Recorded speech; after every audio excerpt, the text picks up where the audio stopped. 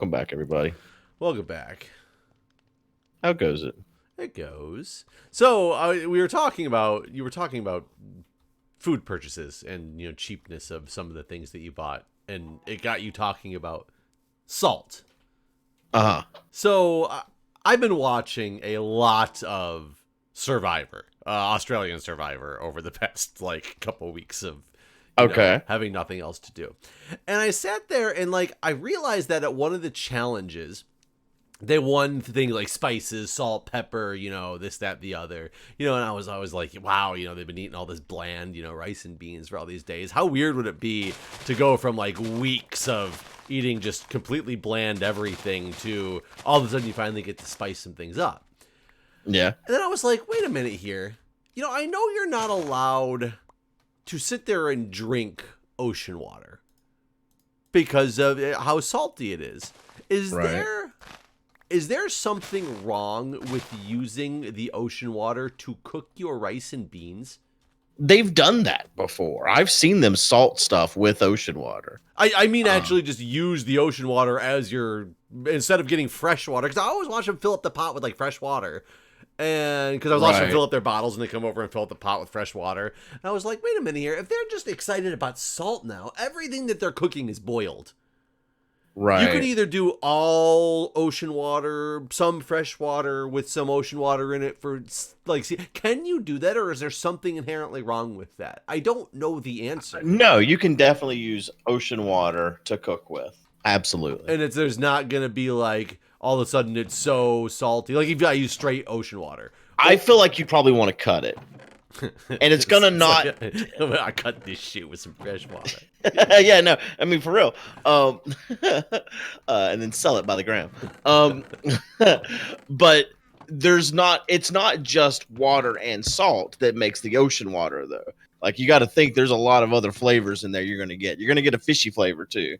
Yeah, I mean, but a lot of times they're eating fish too. Well, that's what I'm saying. I've seen this been done on Survivor. I saw them use ocean water for a stew or something they were making one time. See, I'd love to rewatch that episode, or I watched it recently to remember, because to me, I'm just watching these people and I'm like, I feel like you're missing out if it's that bland to you all the time and you're so excited that you got salt. You've had salt by you constantly that you could have been using. It was some guy that they referred to as their chef or something too. Maybe he was a chef. I don't know. But there was was the a guy first person that was like, guys, you realize that there's salt right there in the freaking ocean, right? Right. I wonder what Google says about cooking with seawater. Yeah, because I was just sitting there thinking, you could make this so much better. And granted, it's not, you don't want to overdo it or something, but I would think that obtaining salt on Survivor as a prize almost would be like a slap in the face if you can really just use the ocean water, since you are boiling everything. Yeah, there's literally, so I typed cooking with seawater, and the suggestions Google gave me was cooking pasta or cooking rice with seawater. Right, or beans, or cooking on Survivor with seawater. And so the Google result basically says seawater is, as you know, very salty, on average 35 grams per liter. So if you would like to use it for cooking, mix half tap water and half seawater. Be sure to boil the seawater first for a few minutes before adding any food, just to make sure any microorganisms that might be there contaminate the water have been killed. So so if I ever go on Survivor, I'm straight up out of the gate doing half and half and just being the champion. Because everybody's going to be like, well, you got to do it on day 3 or 4 and act like it's a big revelation. Yeah. Right. So that they think that you're now a genius after they've had this bland stuff for a couple days. Yeah. Yep. Absolutely. So, in fact, the third result here is about this place in Spain, this 5-star restaurant that uses seawater in their cooking on purpose. I mean, I just wonder why they don't. Either people aren't doing it, or they may not be showing it. You know what I mean? Yeah, right. Or they don't show it. But God, these people got so excited about winning some salt. I mean, it was salt and pepper, but it wasn't a whole spice rack, which I've seen before. Which that could be a whole different thing. It was literally salt and pepper, and I think that was it. Spice wise. So I think it was they won salt, pepper, and coffee. And they weren't using the coffee for flavoring. They were using it for, drinking coffee. But, God, they were so excited about that salt and pepper. And I was like, man, I can't imagine going bland. And then I was like, wait a minute here. Could have had this the whole time. It's kind of interesting to see how cooking has evolved on that show because of previous seasons. Like everyone knows about the coconut popcorn, for example. You see that every season now because one person like started doing it and then everyone did it. I think you just see them now basically eating it. And they don't even talk about cooking it. It's just like absolutely. It's there being done. Right. I also still find it sad. Like, and I'm watching, you know, I'm not keeping up with what's going on in the newest American Survivor that's on because, you know, my wife and I watched that one together and we've watched a couple episodes and then she's been gone for a while. I know you're like a whole season behind, but I'm like watching the Australian stuff and god damn, some Enderman came like flying up at me in the middle of the day. And you know, it's the same. They're doing the same type of cooking stuff that everybody else does, but nobody's hungry ever. Yeah. Yeah, I've noticed that too in the Australian Survivor. It seems like they either have a better handle on the cooking or something. Well, and they'll go to challenges and they'll be like, oh, you know, a guy my size usually eats like 3 meals by now. We haven't had anything. I'm so hungry. But then it shows them just sitting there eating like rice and beans at the next scene. Like they never run out of rice and beans. It never shows them like divvying it out or proportioning. It's just like they just constantly have it and it never seems to go away. And I mean, maybe that's like some weird OSHA thing. Granted, Australian, I have no idea. But even seeing it in American Survivor, maybe they're just like, yeah. You can't starve your people. Well, that's the thing is back in the day, you fucking could. Oh, I mean, they weren't going to let you die, but like you absolutely could be starving. And they would be like, all right, well, you're starving. Makes for good TV. Yeah. But now they're just like, okay, well, I guess here's some more rice and beans. We'll take away your flint and steel or whatever. It's stupid. I want to see someone die. Well, I do get really mad that the first reward challenge always seems to be for a flint and steel, and then that's fine. And then at the very first immunity challenge, whoever goes to tribal council, they're like, here, now that you're done, here's your flint and steel. And it's like, no, make them earn that shit still. Like, why are you just giving it to them? I mean, I guess since they're allowed to leave with their torches still lit, that's the thought process. Well, they have fire now, but they should at least have to make it keep going or whatever. Yeah, then they get out there, they have to keep it going, or they have to get it started again. Like, I mean, I think that's part of the excitement. They gotta win that shit. I do find the Australian version of Survivor so much more interesting because they're all so much nicer to each other, even when they're like just backstabbing each other. When it's all said and done, they're like, yeah, man, good play. Like, have you heard of Twitch watch parties for Survivor? Well, I mean, first off, in general, have you heard of Twitch watch parties? No. I mean, I've heard of watch parties and I've heard of Twitch. I've never put them together to know where you're going. I mean, it's a new thing. Like it just got released like weeks ago. So what are they watching? So that's the thing. Twitch is owned by Amazon, and Amazon's got that Amazon Prime Video. So Twitch released a thing, or Amazon, however you want to look at it, released a thing a couple weeks ago called Watch Parties. It's not been that long ago at all. And basically, the way it works is you and any of your viewers that are also Twitch Prime members can watch things together. It opens up in its own little application that you're streaming. And they can watch whatever on Twitch Prime with you at the same time.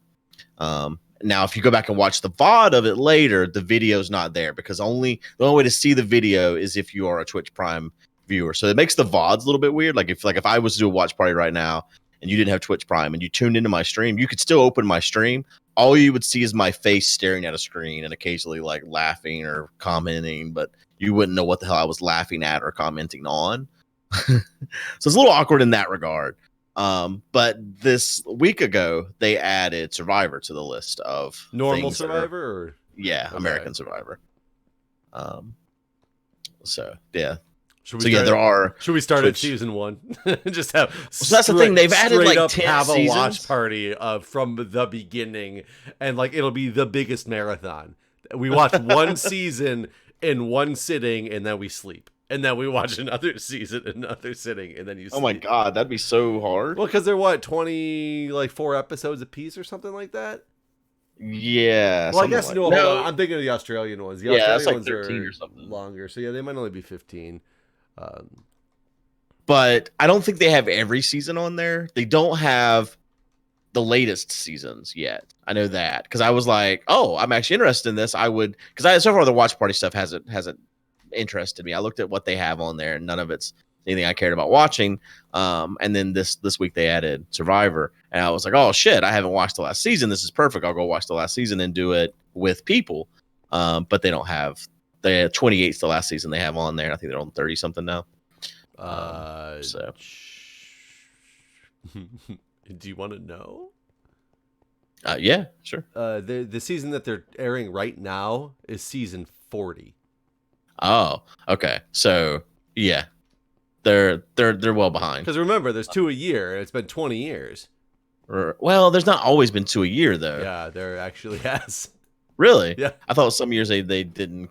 Well, they're on season 40 right now, and they made season 40 special because it's the all winners. Okay, I didn't know this was season 40. I didn't know if you were saying that based on the math, or if you knew that for sure. No, no, I know for sure that it's season 40. For sure. for sure. Okay. Well, either way, the latest season's not there, sadly. But I don't know if the one that you're behind on, which is season 39. Yeah, well, that's what I thought the one I was behind on was season 30 for some reason. I had that in my head. Obviously, I was wrong. But for some reason, I was thinking it was 30, and they stopped at like 28. So I was like, well, I guess I can't participate in this yet. But no, not for a long time. I'm trying to understand. Like, I guess you're Amazon, you own Twitch, so it's not really any harm and any foul to you because you're not giving away your content for free. It's still only there for people who have Prime. But what a weird concept that we're gonna let you sit there and stream this with your friends as long as they're also paying for this. Right. I mean, basically everyone here owns this product, so you may now watch it together. I think it's a cool idea. I also think in a way they're using Twitch streamers to sell Prime. Because they absolutely are. Because if they find a streamer they want to go hang out with, quote unquote, right? Then yeah, I mean, I guess in a way, it's kind of so weird. I'm so torn on this one because in a way I think about it, and I guess it's just like what going to the movies is, right? Everybody has to buy their own ticket. Yeah, but I don't know. The whole thing it almost seems like if I could watch it as a rerun on something that. These are old seasons that have gone out there before. Like, you're going to be able to find them somewhere being played on a rerun. Not legally, though. I just mean on TV. Oh, they don't show reruns of Survivor. Survivor, maybe not, but other things that are on Amazon Prime, they do. Sure. Like, you're right. It's just kind of... I know Justin watched, like, Jackass 3 with his community one night. That's one of the ones that's on there. And he said that was real weird because there's, like, full dicks and stuff. And he's like, well, look at that dick. But I guess he's not actually broadcasting the dick. So, wow, that's interesting. Are you allowed to have... You're not allowed to have any nudity on Twitch, right? It's against the terms of service? As long as... I mean, like, for instance, that game Outlast, whatever that horror game was where there was always dick swinging in your face, that's like... If it's artistic, it's allowed. But, yeah, I mean... It's really artistic? Well, that's the thing. You're not actually broadcasting Jackass to Twitch. It's being played in everyone's player from Amazon Prime. The only thing you're broadcasting to Twitch is your face. I mean, what's the raciest thing that's on Amazon Prime? That's the thing. Not everything that's on Amazon Prime can be part of a watch party either. They have this like a special list of watch party items. I wonder... I mean, it's an interesting like I don't want to like put somebody down because it's a new concept. It's got my intrigue a little bit just because it's a different concept, but I don't know. I just feel it's Jeff is not sold. No, only because you're making everybody have. I can almost see it being used better to help promote your streamers themselves by saying if you're subscribed to this person, you can see it. Like if you have an Amazon Prime account or if you're subscribed to this streamer.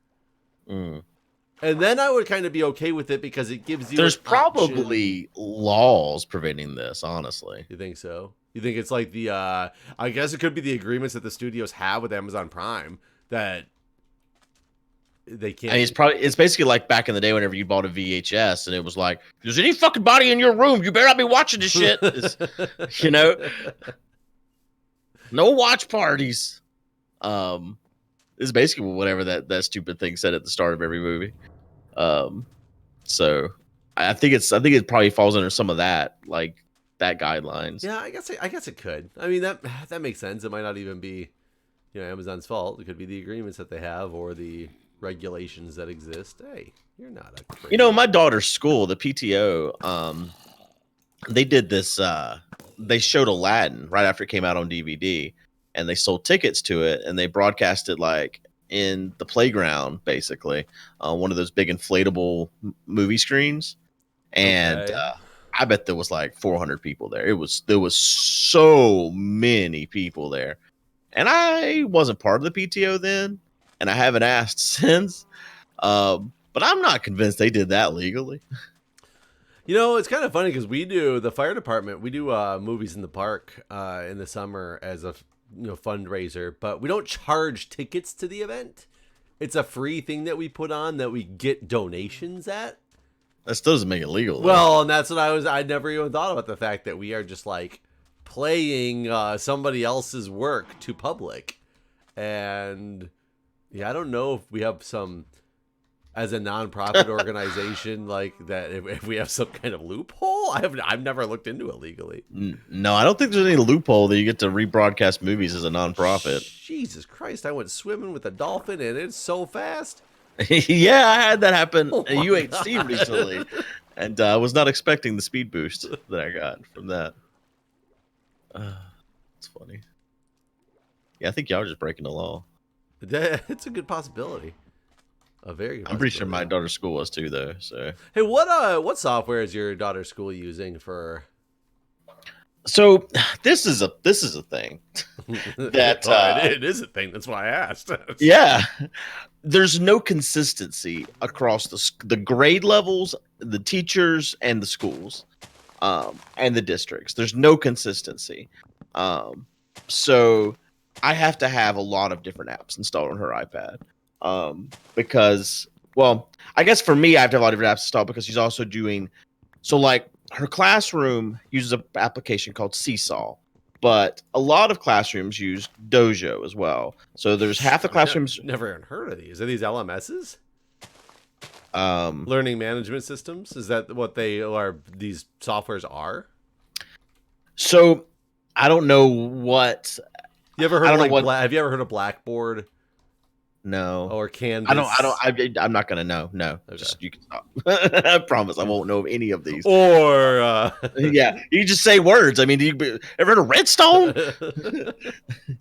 Red Sheep? That's the one. Red Yeah. Sheep. Torch? How about Torch? So last year, her classroom used Dojo, and it's just basically a place where teachers can post messages to parents without like actually giving out phone numbers or anything like that. You can also post like pictures, video, that sort of thing. It looks like Seesaw might be more robust. This year, the teacher was like, "I use Seesaw," and that's the thing. Each teacher decides what they use, and this was decided long before a pandemic. I was gonna say, and this is just normal time. Right. And this is just to communicate with the parents, to have the kids post stuff that parents can see, the teacher can post stuff that parents can see, etc. And so I don't know if Dojo has the same capability, because once this became a homeschool thing, she can post activities in Dojo, and there's like easily clickable links and stuff, easy click to submit your work after you do it. There's easy ways for the teacher to like put check marks on things or point to certain things and say work on this or that. She posts videos each day doing like a book reading and stuff. So that's the main thing we're using for the schoolwork. But then her classroom meets several times a week as well, not every day, and they use Google Meets for that. Which I installed Google Hangouts at first, and that's apparently there's something different. There's Google Meet as well. I don't know the fucking difference between the two applications. But then her dance studio is using Zoom and something called Band. She has a lot of apps just to do all the different things that she does. But like the school, not everyone's using Seesaw or Dojo. They're using different things. So like depending on what teacher you had, there's something different being used. And I feel like if this goes on, especially into the next school year, then there's going to have to be some kind of standard set. Yeah. No, I agree. And well, the one I was kind of like curious to hear if you said was going to be Zoom, because you know that and Zoom's not being used at all except for her by her dance studio. And I really want to drive over there and fix their shit, honestly, because like, for one thing, they don't have their setup hardwired, and there's no one in the dance studio, so there's no fucking reason they can't run a Cat 5, Cat 6 cable just to this across to the setup. floor. Right. Like, there's no one's gonna be tripping on it. Like, their setup is awful. Like, the connections, just everything is not great. Everything is awful, and like, it could be fixed. These are all things that are fixable, Sure. but I don't think they have anyone that's tech savvy or whatever. And so that's one thing that I've been frustrated by with them, is just like, you have problems that need to be fixed, and you could fix them.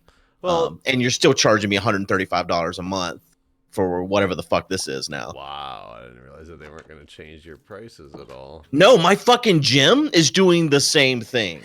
My gym is literally offering online instructions and still charging me my $45 fee, and her fucking swim class is giving you a 50% discount while she can't take swim. 50% discount? Yeah.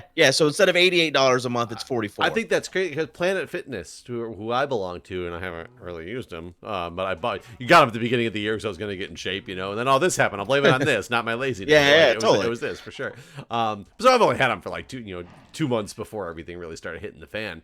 But Planet Fitness, the $10 a month fitness club, they were like, we have cut all membership fees right now. Like, you will not be charged until this is over.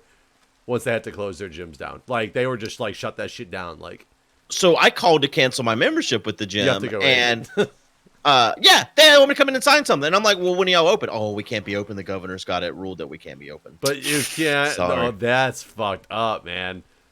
And so today they sent out an email, and this was hilarious to me, because the email was like, yeah, we're getting a lot of requests for people that want to rent our equipment during this time period, or even buy it from us since we're not using it and everything. But we're not going to be able to do that because really there wouldn't be enough for everyone, for one thing. And we're using this time to sanitize our equipment. Like, motherfucker, you've been closed for a month. How much sanitizing you need? Like, I mean, well, I don't care. I don't want to rent your or buy your shit. But that's the dumbest reason I've ever heard. I mean, I'm very glad that they didn't at least say, but we need to keep it so we open back up because we're running out of money. Because that had been. Well, no, that was the other thing. Then they went on about all the upgrades they're doing while no one could be there. They're like, "Oh, wait till you come back." And I was like, "I bet you are with all the fucking money you're making off of people that can't go in their place. Yeah, they can't cancel their account without having to have anybody paid to be there." Yeah. Ooh, yeah. That is. I saw a bunch of posts on like Reddit and stuff that like Ticketmaster and StubHub are now no longer reimbursing canceled tickets. Really? And I was just like, how can you get away with that shit? Like, I feel that there's going to be just lawsuit after lawsuit after lawsuit after this is over. Granted, people won't be able to afford the lawsuits because, they'll be broke from paying for their tickets and stuff that they didn't utilize. Like, I'll probably, if this goes much longer, I'll probably call them back and tell them if they don't cancel my account, I'm just going to start doing chargebacks. Because, like, I don't want to, so... Basically, the thing is, their rates have changed. So if I cancel my account and start a new account, for one thing, I'd have to sign a new contract for X amount of, like, for a full year or whatever. And the rate has gone up from whenever I signed up. So, like, if I cancel my account and get a new account once all this is over, like, my rate per month would be more expensive. And if my daughter continues to do swim, then, like, I would be basically having to be a member again. So I was going to kind of hold off and see what happened, but it is expensive to hold off and see what happens, I guess. So yeah, I don't know, but it is kind of scammy a little bit. A little bit. That seems very scammy. I mean, how can you have a legit business that takes membership fees that when you can't use the fees, that the thing that you're paying those fees for because they're closed, that they can continue to take their money, especially when you have like the little mom and pop. Granted, Planet Fitness is probably a huge like moneymaker because they took advantage of a freaking expensive market and were like, let's make it cheap, and people actually like do something with this, which they turn out to be right because they're pretty big and expanding all the time, and they were instantly like, boom, shut down. Nobody's getting charged because that be ridiculous. Right. And they're offering some online shit. I haven't looked at it yet, but they have some online like aerobics thing or something. Oh yeah, that's what they're doing for all this, and they even like But there's even some they paid must be for courses that free because they stopped yeah, charging yeah, yeah. membership fees. Right. Yeah, no, like one of the things they sent an email about like 2 days ago was this thing that normally you would pay for, some kind of nutritionalist online thing that their membership's like $20 a month. They're like, we've given all of you free access to this. It's not even their service; it's some third party service, but they probably worked out some cheap deal and then signed us all up for it, basically. So that's part of where our money is going. That they're still charging us each month is to this thing that no one asked for. Dude, So yeah, that is so fucked up. I got an email from my car insurance, Nationwide specifically, yesterday, and it said, because of everything that's going on, we don't worry, we got your back. We're gonna give everyone a $50 refund for their annual car insurance. I mean, $50 is better than nothing. I will say that mine has said that something like 15% they're doing. That's much better because let's see. Well, but it's it's so weird to me because I didn't even think about things like the car insurance and this, that, the other, because I'm still driving my normal. I can't say my normal. I guess it is limited, but not as limited as most people out there because I'm still, going to work and things like that every day, going to the fire department. But I guess I'm not doing as much recreational stuff, so it is less than normal, but still regular to me. But it wasn't even if you're affected. It was just, here's a blanket email that says we're going to give you some type of discount. And I thought it was 15%. And I was like, that's definitely better than the $50 that seems based on what I pay. That seems nice. And I wouldn't have expected something like that out of the insurance companies because you still have to insure your vehicles. Right. I mean, yeah, no, I'm not shitting on them for doing this. I just thought it was funny, like this arbitrary number. Like, I mean, some people's insurance would be way more expensive than mine. Some's way cheaper than mine. Right. Like, yeah, I do find a blanket number a weird gesture. And almost if you're going to make it that little, like, it's a lot of payout for the company for like really not appeasing your fan base. Like, hell, that's a lot of work to do that, I'm sure. Like, someone's just got at least job security out of it, I guess.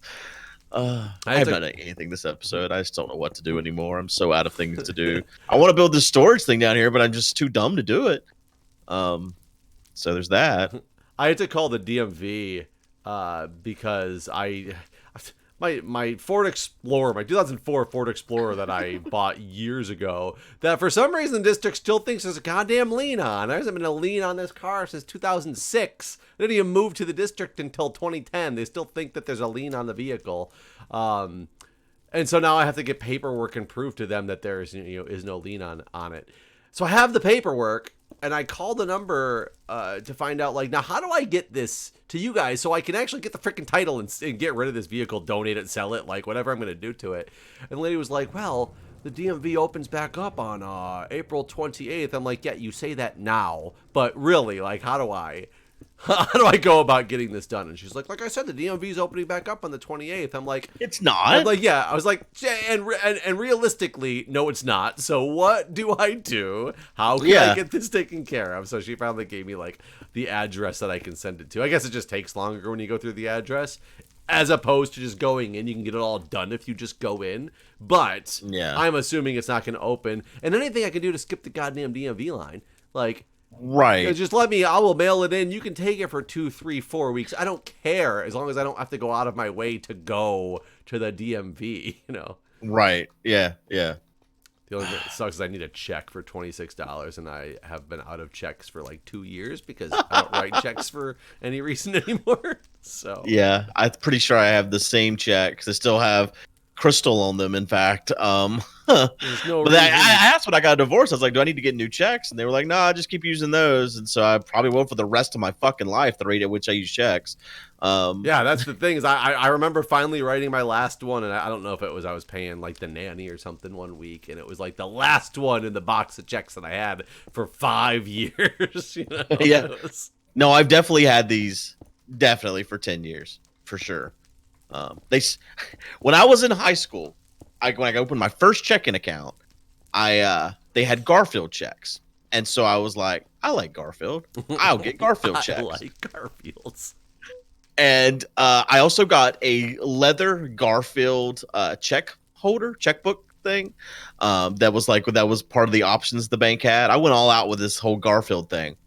Well, for the rest of my life, really apparently I have Garfield checks because that's where I started. And so I literally, there's a checkbook sitting on my desk because I needed my routing number earlier and I went and grabbed one. And it's still Garfield checks in my Garfield leather checkbook holder.